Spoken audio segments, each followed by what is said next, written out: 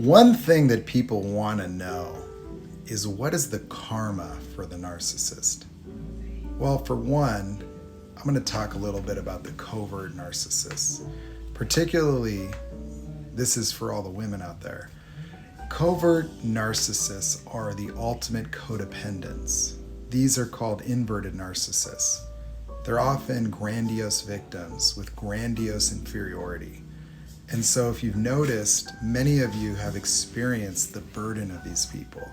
That while they may have grandiosity with respect to their public self-image in some way, or their aspirations, or their future fakes, you'll start to notice they progressively become more dependent upon you, needing support, needing help, often trying to convert you into a malignant mother figure, where the primary source of supply for these individuals is, abuse. Like they really are trying to provoke you into reactive abuse. Some of them are nearly masochistic, that like if you actually erupt in frustration and anger with them, they may actually respond in a positive way.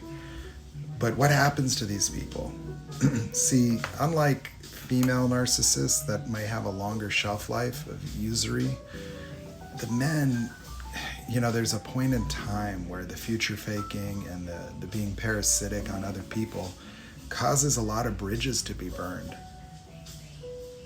These people may end up homeless or just perpetually really unable to provide for their own care.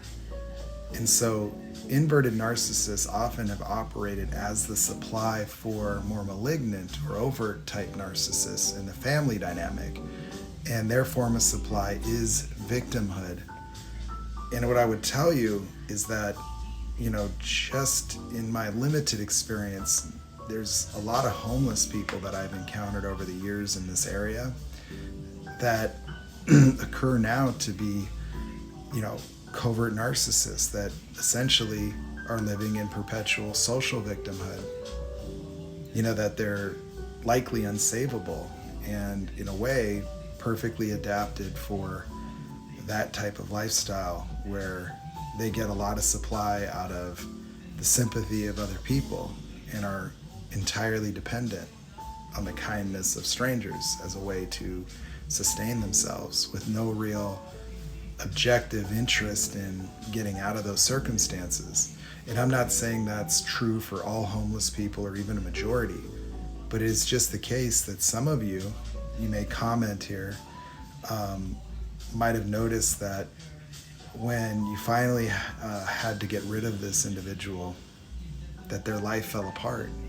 That even if you're not like a borderline or something that they would, attach to and be obsessed over, many of them can't leave you alone. Many of them beg to come back. Many of them have had their entire lives fall apart and they just can't get back up without support. Sometimes these types of narcissists are the ones that will have trouble holding down jobs, and if they did get fired, then it might take them an extended period of time to try to rebuild their confidence, and you might have to be there with them, filling out resumes, pushing and pushing and pushing on them to get something done. But without that motherly influence, without somebody breathing down their neck, without somebody guilt tripping them, into action, without that type of malignant, abusive coercion and support and guilt tripping, they may really lack the ability to self-motivate.